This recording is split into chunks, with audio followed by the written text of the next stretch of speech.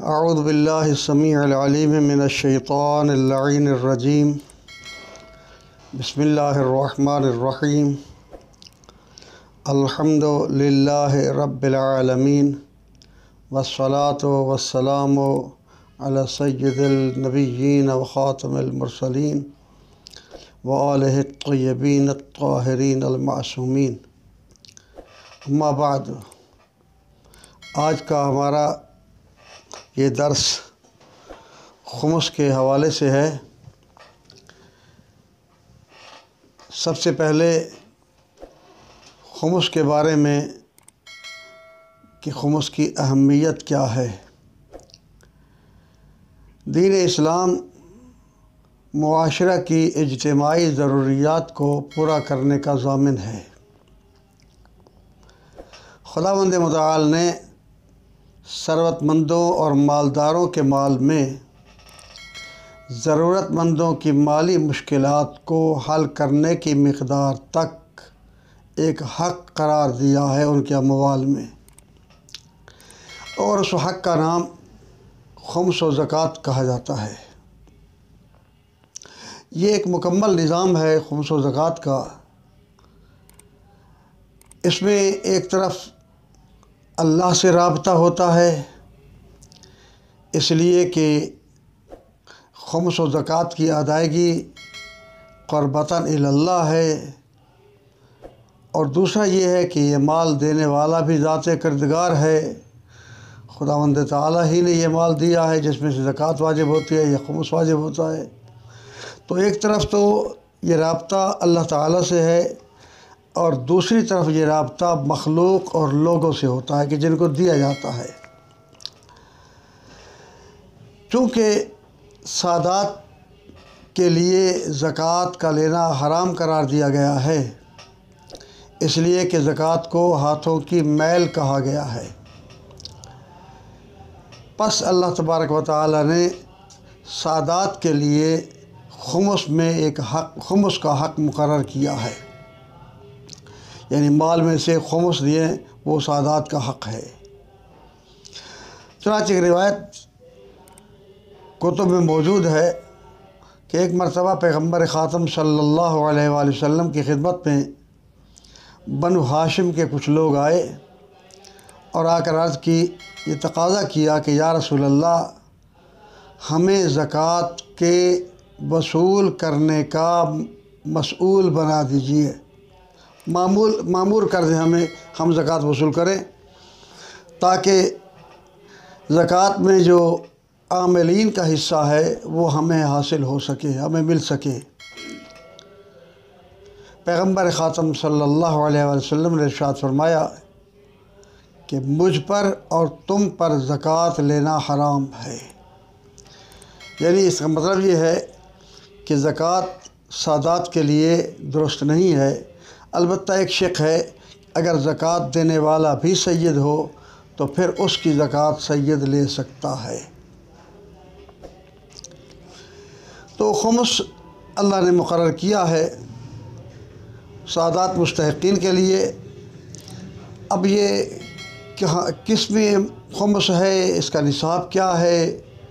جیسا کہ زکوٰۃ میں بعض اجناس میں زکوٰۃ ہوتی تھی، اس کا ایک نصاب تھا، خمس کے لیے ایسا نہیں ہے، بلکہ خمس کے بارے میں یہ حکم ہے کہ انسان کی تجارت، کاروبار، محنت، مزدوری کے ذریعے جو انسان کے پاس مال آئے، وہ مال اپنے ذاتی اخراجات اور اہل و عیال کے اخراجات کرنے کے بعد جو مناسب حال ہوں، باقی جو بچ جائے گا اس کی اپنی آمدنی میں سے اس پہ خمس واجب ہو جائے گا۔ یعنی خمس جو ہے وہ انسان کی بچت پہ ہے۔ جب انسان اپنے ذاتی اور اہل و عیال کے اخراجات کر لیتا ہے تو باقی جو حصہ بچ گیا ہے، مال بچ گیا ہے، اس میں خمس واجب ہے۔ خمس کے 6 حصے بیان کیے جاتے ہیں جو قرآن مجید کی آیت سے ظاہر ہیں۔ بسم اللہ الرحمن الرحیم وَاعْلَمُوا أَنَّمَا غَنِمْتُم مِّن شَيْءٍ فَأَنَّ لِلَّهِ خُمُسَهُ وَلِلرَّسُولِ وَلِذِي الْقُرْبَىٰ वल-यतामा वल-मसाकीन वब्न सबील। यानी अल्लाह तबारक व तआला ने खुमुस के बारे में इरशाद फरमाया कि खुमुस के 6 हिस्से हैं। एक हिस्सा अल्लाह ताला के लिए है, एक हिस्सा उसके रसूल के लिए है, एक हिस्सा ज़वील क़ुरबा के लिए है, एक हिस्सा यतीम के लिए है, एक मिस्कीन के लिए है और एक मुसाफिर के लिए है। जो आयत से जो वाज़ेह होता है।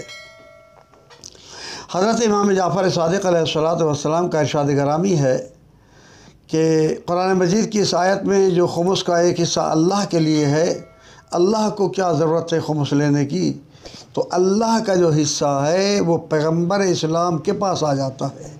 गोया कि पैगम्बर इस्लाम 2 हिस्से के मालिक हैं, एक अल्लाह का हिस्सा भी है उनके पास और एक उनका अपना हिस्सा भी है।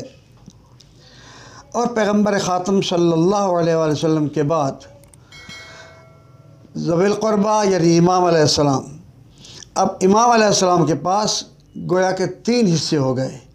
पैगम्बर के पास जो हिस्से 2 थे वो भी इमाम के पास आ गए और इमाम का अपना हिस्सा भी इमाम के पास है।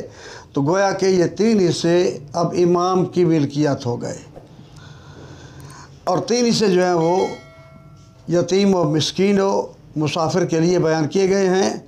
और वो आम यतीम या आम मुसाफिर या आम मिस्कीन के लिए नहीं है, बल्कि वो सादात के मसाकीन, सादात के यतामा और सादात के जो मुसाफिर हैं और हालत सफ़र में दरमानदा हो जाते हैं, ये उनके लिए है। तो इसको हम सहमैन भी कहते हैं। यानी खुमुस जो है वो सहमैन है, एक सहम इमाम कहलाता है और एक सहम सादात कहलाता है।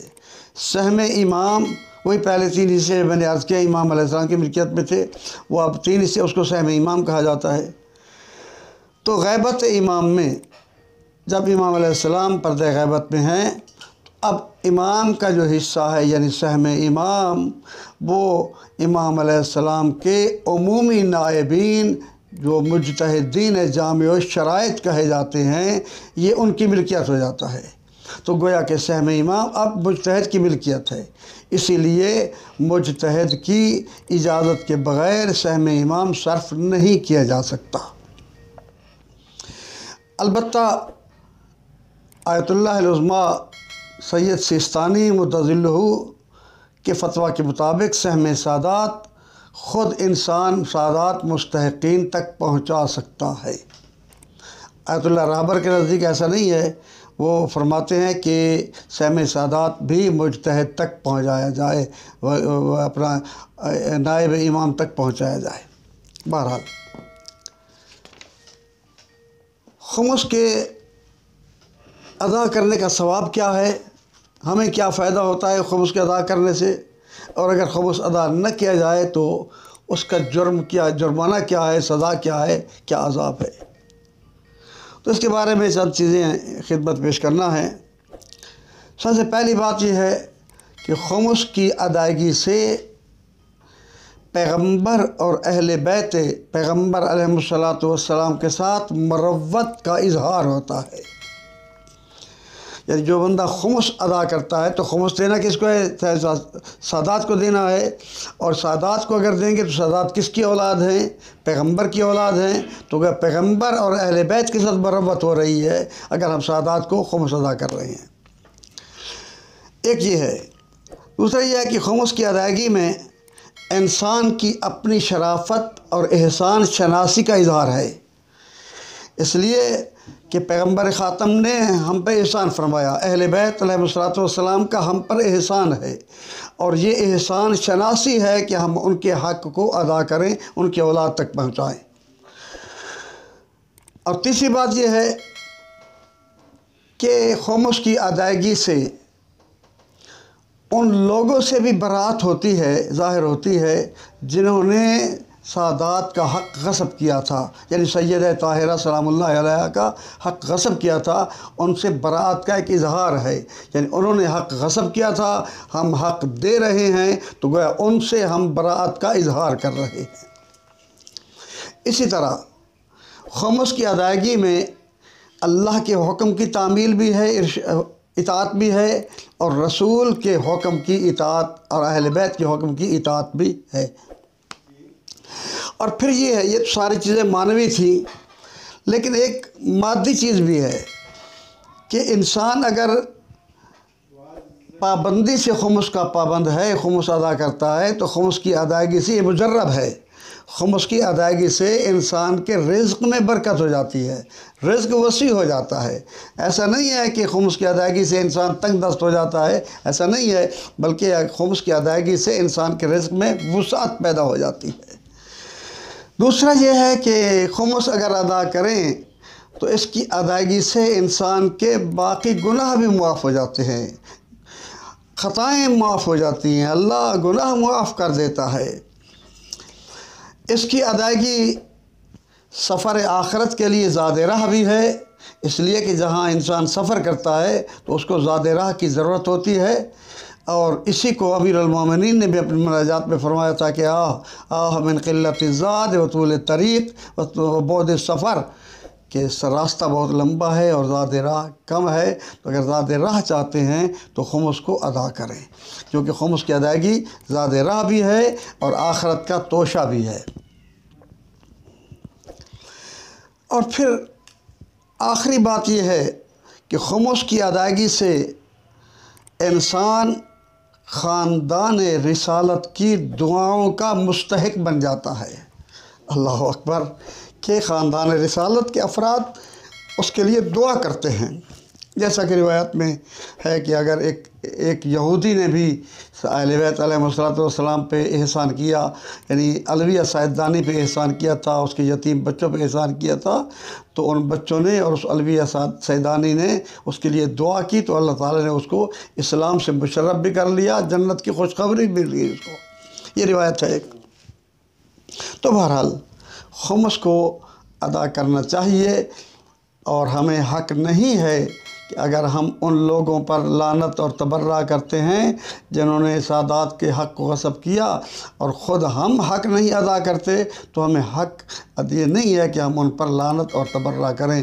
ہم اسی وقت تبرہ کرنے کے حقدار ہیں جب ہم خود بھی اس پر عامل ہوں اور حق کے سادات ادا کرنے ہوں۔ اب خمس کے ادا نہ کرنے میں کیا عذاب ہے، تو اس کے بارے میں زیادہ تفصیل سے تو میں بیان نہیں کر سکتا، کافی احادیث موجود ہیں، لیکن مختصراً ایک دو حدیثیں آپ کی خدمت میں ہدیہ کر رہا ہوں۔ کسی شخص نے امام محمد باقر علیہ السلام سے سوال کیا کہ مولا ارشاد فرمائیں کم از کم وہ کون سا گناہ ہے جو انسان کی جہنم میں داخل ہونے کا موجب بن جاتا ہے، جس سے انسان جہنمی بن جاتا ہے، وہ کون سا چھوٹا سے چھوٹا گناہ، کم سے کم گناہ وہ کون سا ہے؟ تو آپ نے ارشاد فرمایا من اکل من مال الیتیم درہمن، جو بندہ یتیم کے مال سے ایک درہم کھا جائے، یعنی غصب کر لے، نہ دے یتیم کے مال سے ایک درہم، فرماتے ہیں وہ اس کی جہنم میں جانے کے لیے کافی ہے، وہی اس کے جہنم میں جانے کا سبب بن جاتا ہے۔ پھر امام فرماتے ہیں وَنَحْنُ الْيَتِيمُ، اور یتیم ہم ہیں، یعنی مطلب کیا ہے کہ ہمارے مال سے اگر کوئی ایک درہم کھا لے تو اس کا ٹھکانہ جہنم ہے۔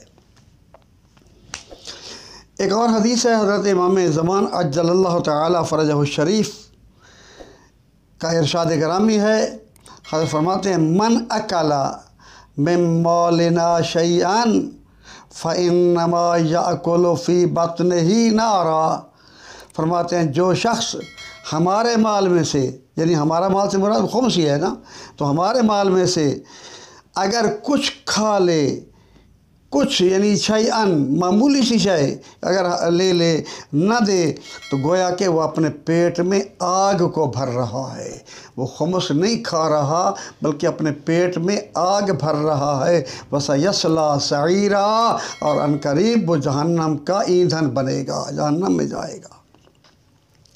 اللہ اکبر۔ حضرت امیر المومنین علی بن ابی طالب علیہ السلام کا ایک ارشاد گرامی ہے، حضرت فرماتے ہیں اشد ما یکون علی الانسان یوم القیامت ان یقوم اہل الخمس، فرماتے ہیں روز قیامت انسان پر سخت ترین ہوگا وہ وقت کہ جب اہل خمس میدان محشر میں اٹھیں گے اور خمس نہ دینے والے کا دامن پکڑ کے اللہ کی بارگاہ میں یہ کہیں گے، ربنا ان ھذا الرجل قد اکل خمسنا، اے پروردگار اسی شخص نے ہمارا خمس کھا لیا تھا، یہ ہمارا خمس ادا نہیں کرتا تھا اور پھر اس میں تصرف کرتا تھا، ولم یدفعہ الینا، اور ہمیں وہ نہیں دیتا تھا، ہم تک نہیں پہنچاتا تھا، خمس کی ادائیگی نہیں کرتا تھا۔ تو اس وقت اللہ تبارک و تعالی اس کے حکم سے اس شخص کی نیکیوں کو نکال کر ان سعادات کے نیک نامہ اعمال میں درج کر دی جائیں گی، اور یہ فقط برائیوں ہی برائیوں میں رہ جائے گا اور اس اعتبار سے جہنم کا مستحق بن جائے گا۔ اللہ تعالی ہمیں محفوظ رکھے اور ہمیں خمس کی ادائیگی کا پابند بنائے۔ بہت سی روایات ہیں لیکن ساری روایات بیان کرنا مقصود نہیں ہے، اصل یہ ہوتا ہے کہ مختصر سے جملے ہوں لیکن وہ جامع اور کام مانے ہونے چاہیے۔ والسلام علیکم ورحمۃ اللہ وبرکاتہ۔